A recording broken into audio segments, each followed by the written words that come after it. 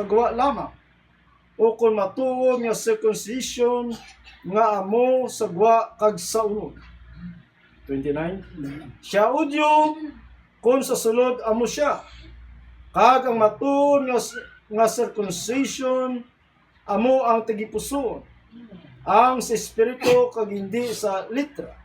Ang pagdayaw sa iya hindi gikan sa mga tao kundi sa Dios. Amen. Amahan nga langit nun, Diyos ang gamahanan. Nag-pray kami. Ikaw mag-bless ako. Kagang mag-abot. Ikaw mag-panghikot sa iyo. Pag sa man tanan. Yes, po. Salamat. Sa ngalan ni Jesus, dampo. Amen. Magapong ko. Yes, Lord.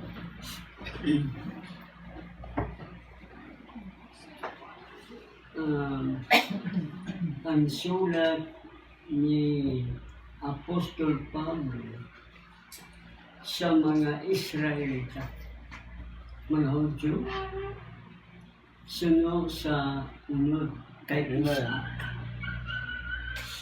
Kagang mga hintil, ang mga hintil nga nagtuo o nagatuman sampulong sa Diyos. Amen. Kapag magtuman siya sa pulong sa Diyos, hatagan siya sa natawag circumcision. Amen. Siya tagipusan. Pagpagatawag siya na Hudyo na espiritual. Hudyo siya. Hindi sa unod, Amen. kundi Hudyo sa sunod. Meaning, ang aton kalag. Ang aton na kalag, sinatawag na Hudyo na pangsunod. Amen. Ng circumcision, ara sa aton tinipusoon. Amen. Amo lang ang natawag pagtino. Circumcision, pagtino. Amen. Ang sa mga Israelita ay raw na. Pero para sa atin ang dugo ni Kristo. Amen. Nga mo naghugas na ating sala. Ang iglesia, ang pasal ni Kristo, natawo sa San Pentecostes. Nagabot sila ang bautismo sa Espiritu Santo. Pero siyempre, una na, mauna, na magmatinuuhan siya sa mensahe na dala ni Kristo. Amen. Ay, hindi ang mensahe ni Moses ang makapaghatag sa ila sa bautismo sa Espiritu Santo. Amen. Ang Espiritu Santo ay pangako. Pero kailangan siya ay sumampalataya.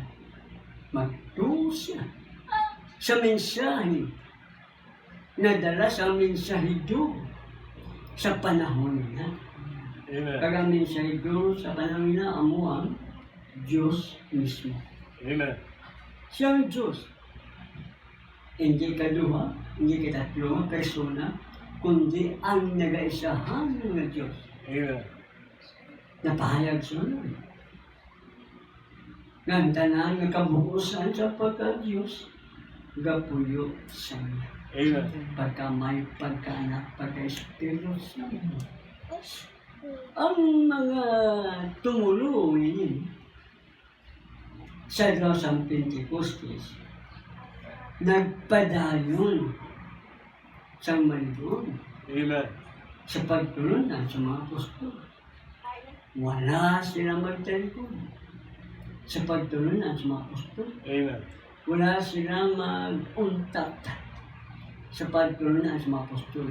Nagpadayon sila sa maligong sa pagtulunan sa mga apostol. Amen. Amo na, ang mga na-converts sa Diyos ng Pentecostes. Nagabot silang banal ng Espiritu. Na amo ang mag-circumcise sa telebisyon. Amen. Apang ang iglesia na kung tani, hindi niya siya mapiliti. Patayon tani siya mag-overcome, mangin mandadahon, pero may kondisyon. Kung magpabilin sila sa mensahe, sa sinabi natin, na hindi sila maggawa sa puro ng mensahe, Amen.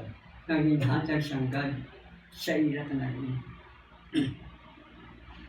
O galing ang Espiritu sa Antikristo, nakita niya ang mga loopholes sa mga Kristiyano sa tayo. Amen. Na iban magduhaon sa mensahe para sila panagun. Kaya hindi sila matutong sa pagtindog, sa pagtulungan sa mga apostol. Amo na yung iban,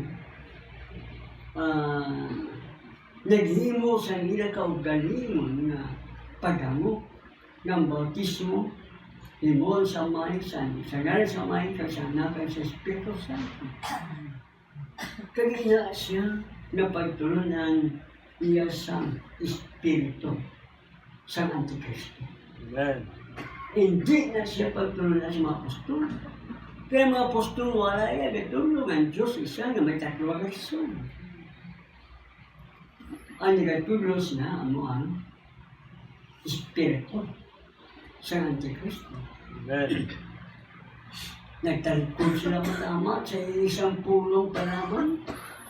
Nagduhan ng tatlo, nagdamo rin. Nagtalikod sila sa pagtunan sa Diyos. Ang Iglesia na may Holy Ghost na perdo. Saan ang mga Kristiyano wala na Holy Ghost? Amen. Saan ang mga Kristiyano wala na magpabilin sa maligon sa pagtulunan sa mga apostol. May aral yan na panulo sa ilatan na si Kristo ko no, nag-abot na sa ilatan. Pagtulunan na si Espiritu Santo Cristo. Pero sa adlaw sa Pentecostes na abot si Kristo sa forma sa balaan ng Espiritu. Pero ang yasad na magabalik siya, hindi sa forma sa Espiritu Santo, kundi sa forma sa lawas na unod. Amen. Forma. Ang Holy Ghost hindi makita. Kaysa adlaw sa Pentecostes na gabot, ang Holy Ghost, pero hindi ito yan, second coming. Amen. First coming pa lang kaya ganis ang balaan ng Espiritu. Yung buo ang balaan ng Espiritu, first coming. Kaya ito siya ang Espiritu Santo na dula, o ang Iglesia na dula sa balaan ng Espiritu. Hindi kaya ang balaan ng Espiritu na dula, kundi sila na dula sa balaan ng Espiritu, bago nagtalikod sila sa mensahe kaya sunod sa mga pagtulunan sa tao. Ang Iglesia naman doon, hindi siya amat-amat bungkar. Bangod sa mga hindi matulog. Amen. Kagnanin Romano Katoliko na reliyon. Ang matulog ng Iglesia na nobya ni Kristo nangin reyna ni Satanas. Roman Catholic Church. Amen. Anong nasili sa bunga 18? Siya ako reyna. Kaya hindi ako makakita sa pagsilot sa akin. presensya ng Ginoo na ang mga hari sinibutan at ang mga negosyante sinigalibutan na hubog sa anak sa iya na pagpakigilawas. Anong alak na tawag? Alak sa pagpakigilawas na tawag? Doktrina. Amen. Doktrina sa tao. Maging pasunod sa iglesia. Kaya iglesia naging denominasyon. Amen. Kauna-unahang denominasyon ng Kristo. Romano Katoliko. Na amo ang naghingabot sa mga nabiling na matutulog na tumulong sa tumatay. Amen. Kaya nagabot ang natuwag ang pag-persecute sila. Yung patay, ginagay, yung preso, yung pagutuman, yung pang-ayam sila. Yung tanan nila ng mga paghingabot, yung himo sila. Amen. Nag-abot sila na ito ang panahon sa martyrdom. Yung sakit sila, yung patay sila. Amen. Pero ang Diyos naman, nagapadala sa mensahero. Na magdala sa mensahe siya tayo. Agud ang mga tumulong atong sinatay kahit papaano, maibalik sa pulong. Amen. Pero ang pulong man ang magkabagdan, ang basya, agud na tao makabalik sa Diyos. Amo na siyang rason na ang iglesia niya, ng matulog iglesia, nag-aging sa panahon siyang madulong na panahon. Panahon na walay kapawa sa spiritual. Kasi sila, ang panahon na tawag sila, mga martyrs, sila panahon. Amen. Bago na pabili sila sa maligol maniwa, sa pagturunan, sa Diyos bagi sa mensahero. Tugtog na kabot sila, ang natawag, ang ikatatlo na sila. Binabayan para ipahibalo sa matulog iglesia kung anong sikreto. Amen. Naara dira sa katatlo nga silyo. Kagsunod sa mensaya mo na siyang panagon sa restoration. Ang pagsauli sa mga nagkaraguna na pagtulunan kag sa mahlas sa matulog iglesia. So, restore sa Ginoo pagi sa Reformation. Pero wala ma-restore sa time ni Luther, ni Wesley, sa Pentecostal, na-restore sa time siyang panagon sa iglesia noda. Sa ato niya na-restore. Gani ang atong panagon, hindi restoration, pag-ihapon. Bago na-restore na kita, napasaguri na kita. Amen. Ang mga Lutheran sa Dancing Service. Ano panahon ng mga Lutheran? Ha? Panagon sa Sardis. Ikalimang panagon sa Iglesia Sardis. Ang eksplikasyon sa mensahe sa mensahe amo na siyang natawag pagpalagyo, pag-iskapo, escape.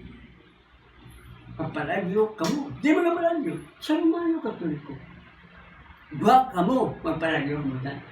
Amo siya rin sa bunga 18 nga, buwak kamo sa rin akong katawan. Amen. So, nagpalagyo yung mga tao ni kasong problema. Wala sila magpabigin na mas doon sa Diyos, kundi nag-untat sila. Kag nagpundar sila, pagalingon ng denominasyon. So, patay.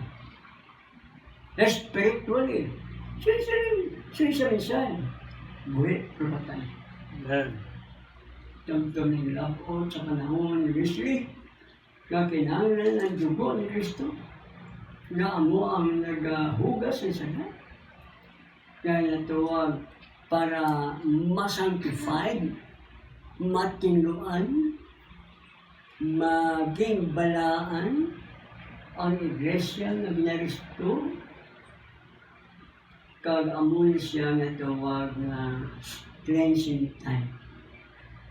Pintiluan sa dugo ni Kristo. So, kanya siya sa panahon niya ni Rusty. Tugtog na nabot ang time sa restoration sa mga hiyas. Amen. Restoration sa mga hiyas. Sa panahon sa Pentecostal, tugtog. Meaning, justification, sanctification, restoration ng hiyas, ini siya na kumpleto sa iglesia. Amen.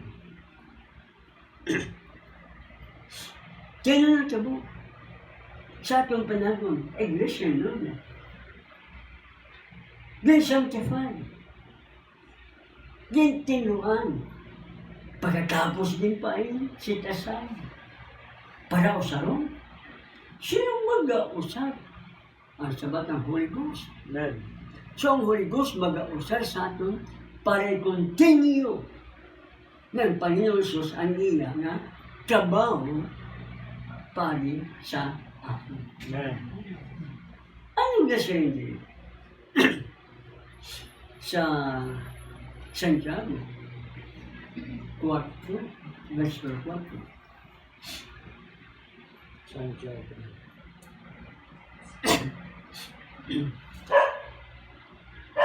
Then, Santiago.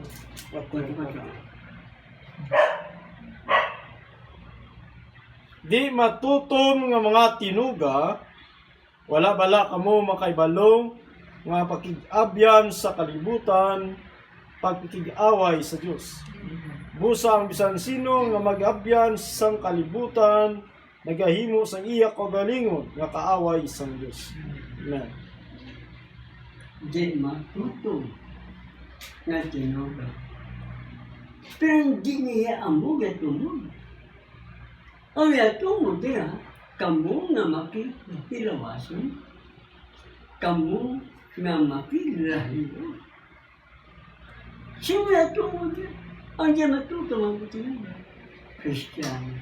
Amen. Ang tumanggap kay Kristo. Sige na, ang Elisha, narbaton kay Kristo. Pero ang ginahigong maghihapon nila, ang kalibutan, kag ang mga butang sa kalibutan, sinahimon yung kaglingon, nakaaway sa Diyos. Amen. Yung bato ni Kristo, tapos iba naman yung lagaron. Ang nialaga niya si Satanas. Para sa kalibutan, sa mga butang sa kalibutan. Ang nasa ni Apostol Pablo, circumcision. Amen. Gintinluan kita sa dugo ni Kristo. Sa mga butang sa kalibutan. Kasi nga ganit, ginahimo talang kaaway natin ko ganyan. Amen. Kaaway sa Diyos. Subong sa isa kasama nga ng kaaway ng bana niya, bangod buhay pangyabanan, niyarang sa iba na laki. So, disimay, kita nga mga tumulong nagbatol kay Kristo, hindi ka pagsundon. Amen. Right, basa? Basa, number 1. Kunti ka lang. Kunti ka lang.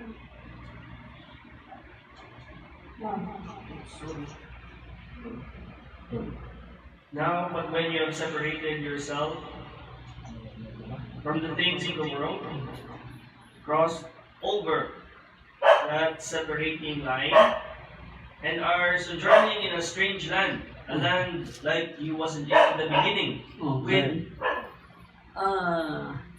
Kung isipirita, ihiwalay, mag-iskapa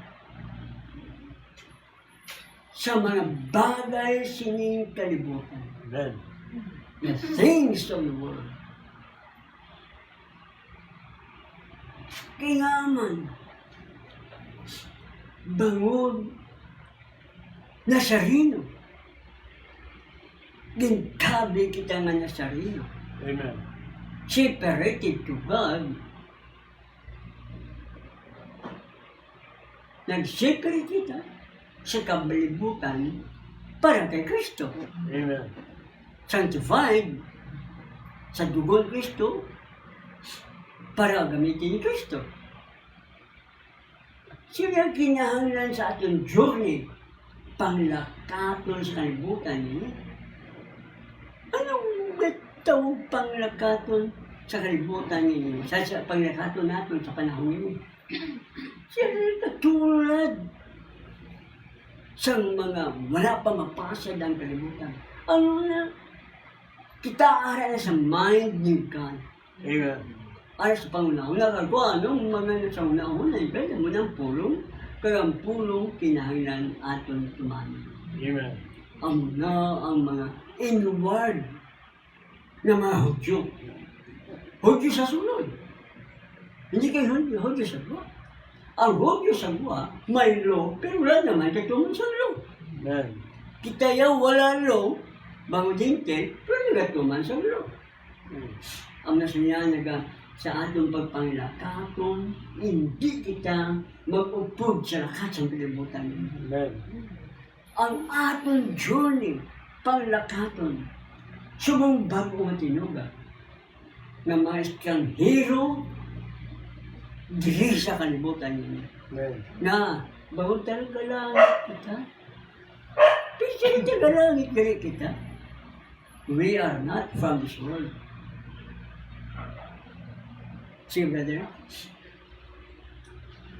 With people you never associated in the beginning, you become a spiritual Jew. Ito, may ara yan ng mga tao na wala pa mapasad ang kalibutan, ara man sa pinsar sa Diyos. Pero sa atin, hindi na kita. May mga tao, na wala natin makilanasan, na wala natin makaling kaopod sa una, pero manglakaton kita sa ano sa kalibutan yun, kaya naging Kristiyano kita, so manglakaton kita upod sa ila. Hindi sa kalibutan yun, kundi sa panibag-o na lugar. Amen. Ano na siya? Spiritual.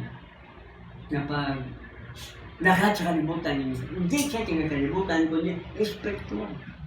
Amen. Hindi na kalibutan. Kung nasa siya, o mga kapatid, mga utol, hindi ka mo magpakiguyon sa lakas ng kalibutan. Amen. Kahit kung magpakiguyon ka mo sa lakas ng kalibutan niya, ang inyo pang una-una, bayron tayo. Amen. Sampulo.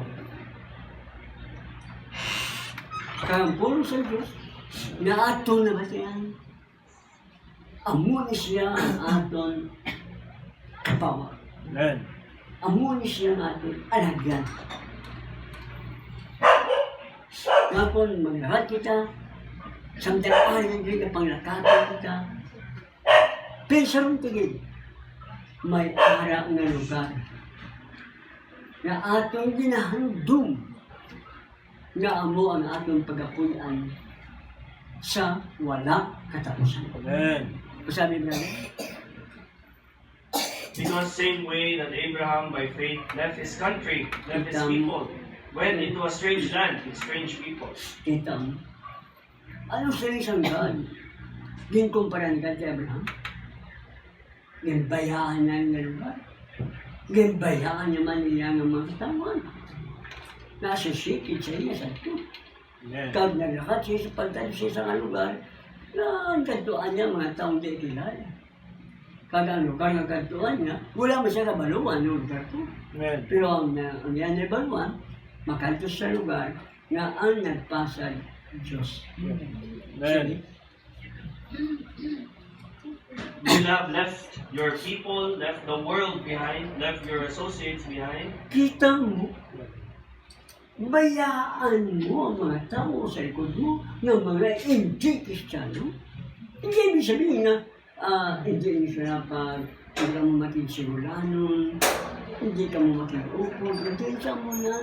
Kundi, hindi ka mo mag-upod sa iya manaot mo. Amen. Ano niya ba siya niya? Sa una Korinto 15, 33. Una Korinto 15, 33. 15, 33.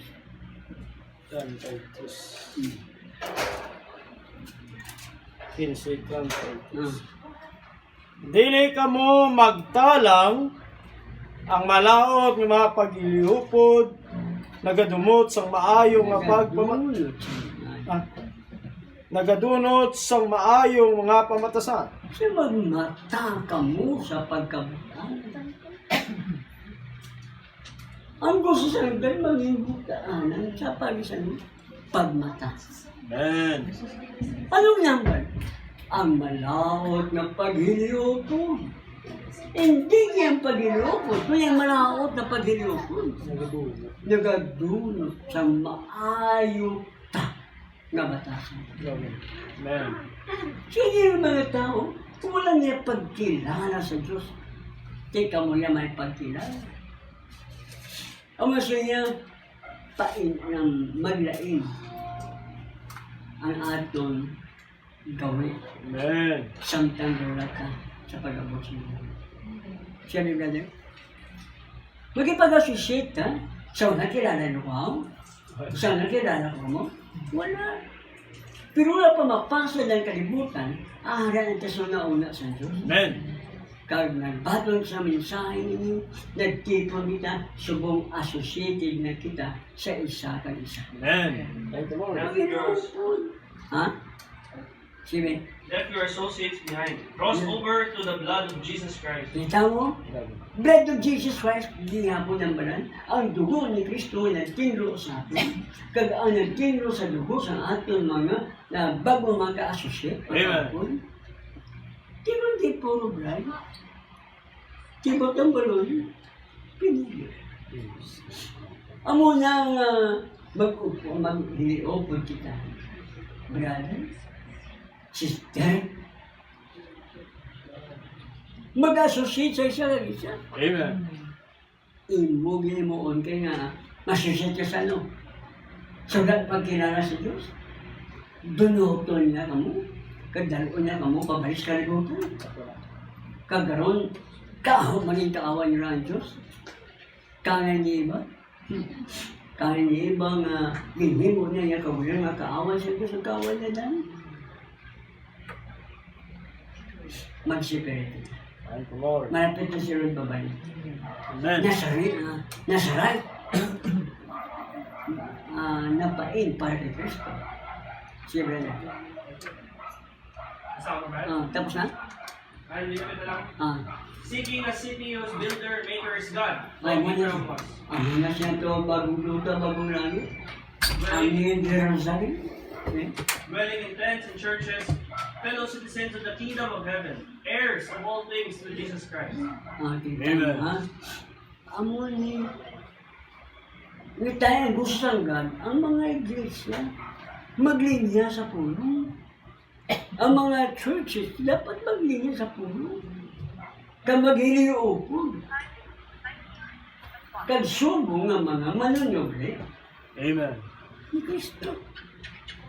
Manunoble, kaupod sa, manunoble sa Diyos, kaupod ni Kristo. Amen. Basta manunoble siya, basta bata, manunoble. Thank you, Lord. Na kondisyon. Kung matod, na kita nagabatas sa mapagtilaw, mapagsulay sa ating Panginoon. Batas yun ito mga bago. Kaya ang mga nagkakatabo sa atin, hindi pa itumbas. Amen. Hindi pa sarang itumbas sa mga palabuto na mga palanoblion natin. Amen. Sa eternity, pala nga niya tawag, palanoblion natin. Arya sa ato ang eternity. Amen. Hindi ko akong pasalamat. Amen. So, ang talang ginahim mo sang God sa atin, para sa atin na ito, perfection. Thank you, Lord. Pagka-impit, di ba sila nga? Isa may kaluyang pa ko niya, pagka-impit. Imo niya pinsar. Hindi ba na pagsundan yawa? Hindi pagtumanan, hindi pagpamatay ang yawa? Kaya Diyos yung may proseso kung paano kita nangyayari. Hindi proseso natin, kunya proseso sa ganun. Justification, sanctification, Holy Ghost baptism, amo ni siya proseso sa ganun sa kahimpitan. Iya parang pulong eh, gahimpi na sa atin. Eh, Holy Ghost, gahimpi na sa atin. So hindi, kay sunod sa atin na pinsaran kung paano ka mahimpi.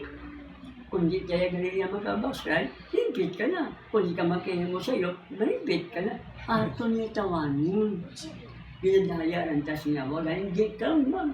Sandig siya mo kagrino niya, pagano. Amen. Ang gadya, iya pulong sundan ka, kaya tinatawag kita nga, Hudyo sa sulod. Amen. Ang circumcision, pali sa dugo ni Kristo. Amen.